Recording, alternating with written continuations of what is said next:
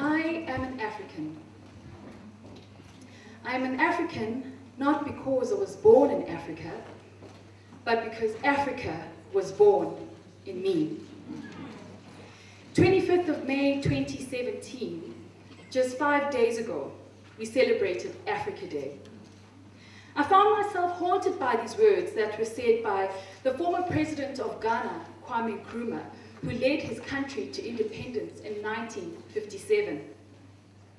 From my earliest years, reading has always been an integral part of my life. Today, I remain inspired by powerful words that have been scribed by other great African leaders and activists. Lumumba, Nyerere, Kenyatta, Toure, and Nelson Mandela. On the 25th of May every year, we not only reflect on who we are, but how much we have accomplished as a country, together with our brothers and sisters in the African continent at large. But we also need to take the time every year on this day to reflect on the common challenges we all face as Africans on the global stage.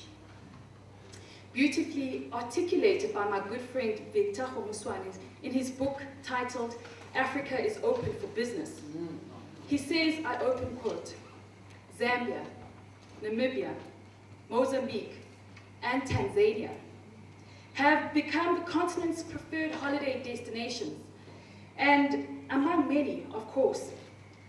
While parts of Africa are far from perfect, ignorance about the continent should affect and offend us all greatly. I close quote. I have always been of the view that what people know feeds how they behave. I have therefore made it my business to read, understand, and share knowledge about the opportunities, the risks, and the rewards of South Africa's social and economic legacy. Ladies and gentlemen, friends and colleagues, my name is Maschala Dlengezele. I am the founder and managing director of Guys and Dolls Strategic Consulting, a company, as our program director mentioned, I'd like to describe as the innovative township enterprise connector. I am so excited and privileged to be standing in front of all of you today because behind this very moment is a story of dedication and collaboration. And to tell you the truth, I'm a self-confessed addict of African literature. And I am committed to telling the story of Africa, South Africa, to my friends, colleagues, and the world. I believe as young people must take charge of the African narrative, specifically the South African narrative, so that we can stand together in solidarity with the world to take South Africa forward. So we need to read. We need to interrogate what we are told in the media and other information spaces so that we ensure a healthy democracy.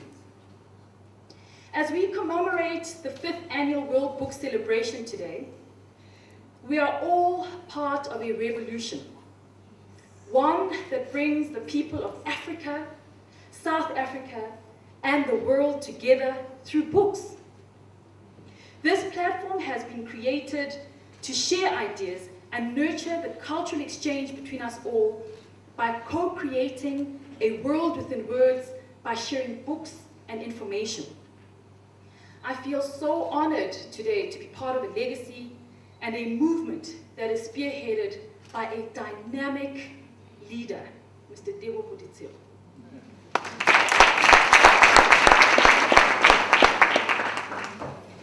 President Barack Obama once said at the memorial service of global icon and former statesman of South Africa, Nelson Mandela, he said, through forgiveness, dialogue, and the spirit of reconciliation, Nelson Mandela freed not just the prisoner, but the jailer too.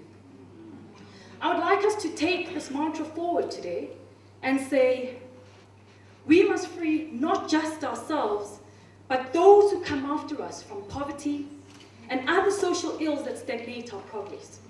and we must do so through reading and staying informed. Ladies and gentlemen, friends and colleagues, reading has shaped my life in a tremendously powerful way. It has enabled me to engage with global academics and leaders from all walks of life. It has empowered me, a young black woman raised by a single parent in Soweto, to stand on the shoulders of giants and for the world to hear my voice. Yes. Today, I have the privilege to stand on platforms across the world and speak to a global audience and positively share the South African story. So, ladies and gentlemen, this is how reading has changed my life for the better. To my friend, Mr. Tebogo Ditseho, to the Ditseho media team, as well as the headline sponsor, OR Tambo International, thank you, Siyabonga. Thank you for believing in us as young people of South Africa and investing in the growth of our knowledge through this initiative. Thank you for partnering with us in spreading the message of education and information through reading. But most importantly, thank you so much for hosting us all here so graciously today. You see, we came here on a mission, one, to serve the young people of South Africa. We hope the message of mental emancipation through reading can spread to other provinces in South Africa and across the African continent. My hope is that everyone that is here today will take away a piece of something that they've learned and apply it into their own lives. But most importantly, share it with those who need to hear it in the communities in which we come from. And to conclude, to everyone sitting here, my friends, my colleagues, young people of South Africa, I ask you all to read. Read so that you can be the best versions of yourselves that you can be.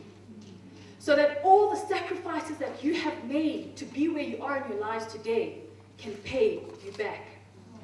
Read, young South Africans, please, so that you can be men and women of honor, so that you can stand on platforms around the globe and be the pioneers that positively influence the South African story.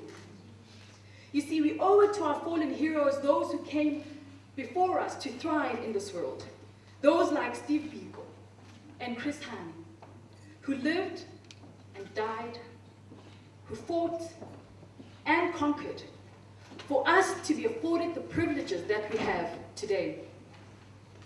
It is therefore through our deeds as young people that we must pay homage to their lives, to demonstrate that their sacrifices for us were not in vain. South African heroes like Walter Sisulu, that came before us, fought a different kind of struggle, a struggle against political oppression. Today we fight a struggle against poverty, weeding out corruption and ignorance. So young people of South Africa, I ask you today to read. South Africa needs us to be beacons of hope, voices of influence, and the highest benchmarks of success, so that those we left behind in the communities in which we come from can look at us and aspire to be great, to be free, to be educated, to be empowered, to be. So young South Africans, my call to you today is to read. Because our children, our friends and families must live in a country that is safe, prosperous, and free of corruption.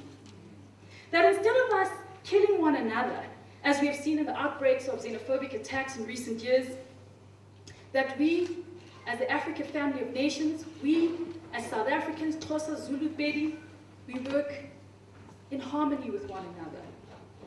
Because it is important that we weed out corruption and ensure the prosperity of this country. Because we all know that the current and past events are not a true reflection of the potential of our people and this great republic. So young Africans, young South Africans, I ask you all to please read. Pick up a book, interrogate the status quo, and stay informed. Let us be the shining examples of the transformative power of education. The future of our people is in our hands. We are South Africa's greatest promise to the world. We are the leaders that are going to shape the trajectory of this country and the continent at large. It is therefore up to us to break the stereotype that the world has about our country and our continent.